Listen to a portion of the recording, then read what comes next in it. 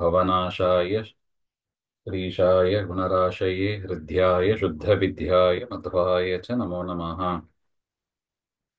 प्रथमो हनुमान् नाम द्वितीयो भीम एव च पूर्णप्रज्ञस्तृतीयस्तु भगवत्कार्यसाधकः। आपादमौलिपर्यन्तं गुरूणाम् आकृतिं स्मरेत् तेन विघ्नाः प्रणश्यन्ति सिद्ध्यन्ति च मनोरथाः। श्रीगुरुभ्यो नमः। लक्ष्मीपतेः पदाम्भोजयुगं नत्वा गुरोरपि प्रमाणपद्धतिं कुर्मो बालानां बोधसिद्धये। ಶ್ರೀಗುರುಭ್ಯೋ ನಮಃ.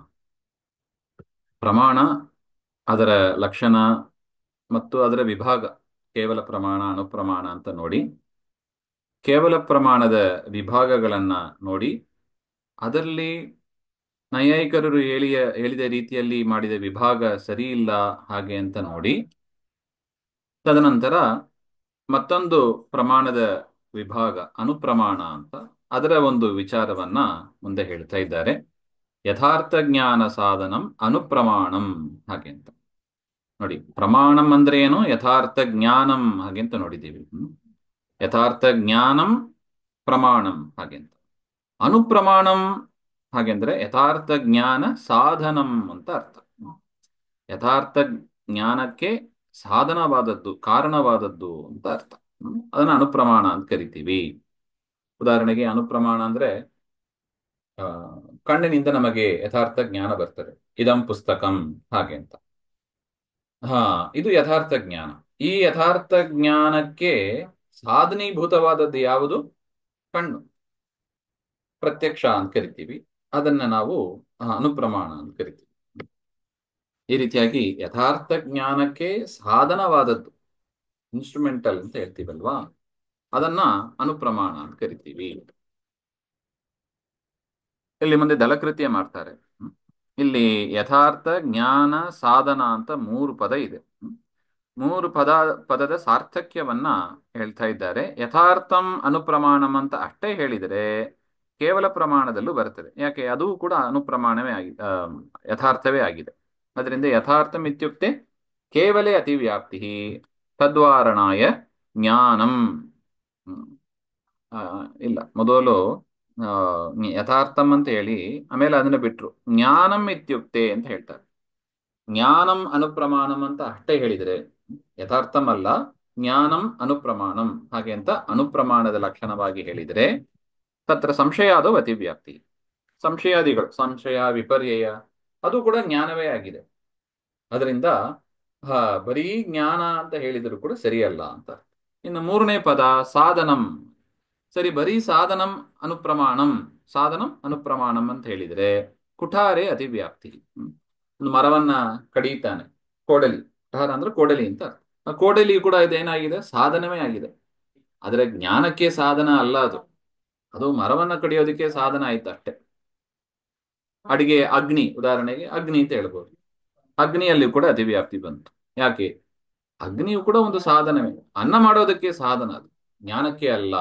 ಈ ರೀತಿಯಾಗಿ ಯಥಾರ್ಥಂ ಜ್ಞಾನಂ ಸಾಧನಂ ಅಂತ ಒಂದೊಂದೇ ಪದ ಹೇಳಿದರೆ ಅತಿವ್ಯಾಪ್ತಿ ದೋಷಗಳು ಬರುತ್ತದೆ ಅಂತ ಹೇಳಿದರು. ಇನ್ನು 2 ಪದ ಜೋಡಿಸಿ ಹೇಳ್ತಾರೆ, ಯಥಾರ್ಥ ಜ್ಞಾನಂ ಹಾಗಂತ 2 ಸೇರಿಸ್ತಾರೆ. ಈಗ ಯಥಾರ್ಥ ಜ್ಞಾನಂ ಇತ್ಯುಕ್ತೆ ಕೇವಲ ಅತಿವ್ಯಾಪ್ತಿ. ಯಾಕೆ? ಕೇವಲ ಪ್ರಮಾಣ ಏನಾಗಿದೆ? ಅದು ಕೂಡ ಯಥಾರ್ಥ ಜ್ಞಾನವೇ ಆಗಿದೆ. ಕೇವಲ ಪ್ರಮಾಣವೂ ಕೂಡ ಅನುಪ್ರಮಾಣ, ಯಥಾರ್ಥವೂ ಆಗಿದೆ, ಯಥಾರ್ಥ ಜ್ಞಾನವೂ ಆಗಿದೆ. ಅದರಿಂದ ಕೇವಲ ಪ್ರಮಾಣೇ ಅತಿವ್ಯಾಪ್ತಿ.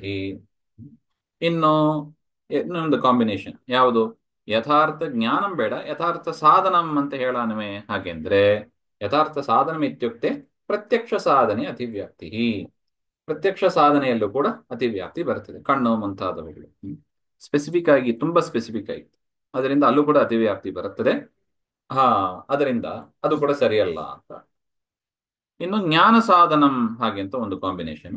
ಜ್ಞಾನ ಸಾಧನಂ ಇತ್ಯುಕ್ತೆ ಸಂಶಯಾದಿ ಸಾಧನೆ ಅತಿವ್ಯಾಪ್ತಿ. ಸಂಶಯಾದಿಗಳಿಗೆ ಕಾರಣವಾದದ್ದು ಕೂಡ ಜ್ಞಾನ ಸಾಧನವೇ ಆಗಿದೆ. ಅದರಿಂದ ಯಥಾರ್ಥ ಅಂತ ಇರಬೇಕಾಗಿ ಯಥಾರ್ಥ ಜ್ಞಾನವೇ ಆಗೋದಿಲ್ಲ ಅಂತ ಅರ್ಥ.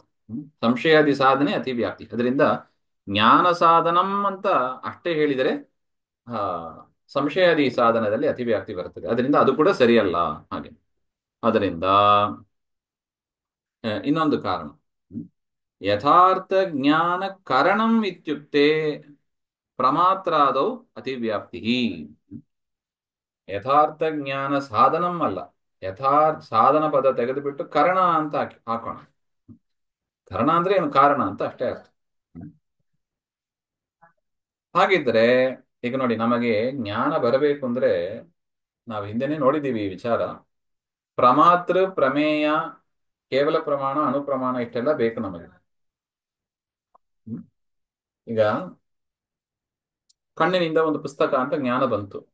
ಇಲ್ಲಿ ಪ್ರಮಾತೃ ಯಾರು? ಹಾಗೆ ಅಂದ್ರೆ ನಾವೇ. ಯಾರು ಜ್ಞಾನವನ್ನ ಪಡೀತಾರಲ್ಲ ಆ ಜೀವ, ಅವನೇ ಪ್ರಮಾತೃ, ಅವನೇ ಜ್ಞಾನಕ್ಕೆ ಒಡೆಯನಾಗಿದ್ದ, ಅವನಿಗೆ ಜ್ಞಾನ ಬಂದಿರೋದು. ಅದರಿಂದ ಆ ಯಥಾರ್ಥ ಜ್ಞಾನ ಕರಣಂ ಅಂತ ಹೇಳಿದರೆ ಪ್ರಮಾತೃವಿನಲ್ಲೂ ಪ್ರಮಾತ್ರಾದೌ ಅತಿವ್ಯಾಪ್ತಿ. ಹ್ಮ್. ಹಾ, ಅದರಿಂದ ನೋಡಿ, ಜ್ಞಾನ ಬರಬೇಕಂದ್ರೆ ನಾವು ಬೇಕಲ್ವಾ? ನಾವಿಲ್ಲಿದೆ ನಮಗೆ ಜ್ಞಾನ ಬರ್ಲಿಕ್ಕೆ ಸಾಧ್ಯನಾ? ಅದರಿಂದ ನಾವು ನಾವೇ ಕೂಡ ಮೇಜರ್ ಕಾರಣ. ನಾವು ಒಂದು ಕಾರಣವೇ ಆಗಿದ್ದೀವಿ. ನಾವು ಒಂದು ಕಾರಣ. ಹಾ, ಅದರಿಂದ ಕಣ್ಣು ಇತ್ಯಾದಿಗಳನ್ನ ಬಿಟ್ಟು ನಾವು ಕೂಡ ಕಾರಣ ಆಗಿದ್ದೀವಿ. ನಾವು ಬೇರೆ, ಕಣ್ಣು ಬೇರೆ. ಅದರಿಂದ ಯಥಾರ್ಥ ಜ್ಞಾನ ಕರಣಂ ಇತ್ಯುಕ್ತೆ ಪ್ರಮಾತ್ರಾದೌ ಅತಿವ್ಯಾಪ್ತಿ. ಅದರಿಂದ ಏನ್ ಮಾಡಬೇಕು? ಇತಿ ಸರ್ವಂ ಸಾರ್ಥಕಂ. ಅದರಿಂದ ಆ ಲಕ್ಷಣದಲ್ಲಿ ಏನ್ ಹೇಳಿದ್ದಾರೆ, ಯಥಾರ್ಥ ಜ್ಞಾನ ಸಾಧನಂ ಅನುಪ್ರಮಾಣಂ ಅಂತ ಏನು 3 ಪದ ಇದೆ. ಈ ಕ್ರಮದಲ್ಲೇ ಇರಬೇಕು, ಹೀಗಿದ್ರನೆ ಅತಿವ್ಯಾಪ್ತಿ ಬರೋದಿಲ್ಲ. ಹಾಗೆ ಅಂತ ಒಟ್ಟು. ಇದಾದ ಮೇಲೆ ಅಲ್ಲಿ ಸಾಧನಂ ಮತ್ತು ಕರಣ ಅಂತ ನಾವು 2 ಪದ ನೋಡಿದ್ದೀವಿ. ಆ ಸಾಧನಂ ಕರಣಂ ಏನೆಂಬುದನ್ನ ಹಾ ಮುಂದಿನ ಮುಂದಿನ ವಾಕ್ಯಗಳಲ್ಲಿ ಹೇಳ್ತಾರೆ. ಅದನ್ನ ಮತ್ತೆ ನೋಡೋಣ. ಶ್ರೀಮಧ್ವಾಂತರ್ಗತ ಶ್ರೀಕೃಷ್ಣ ಅರ್ಪಣಮಸ್ತು. ಶ್ರೀ ಹರೇನ್.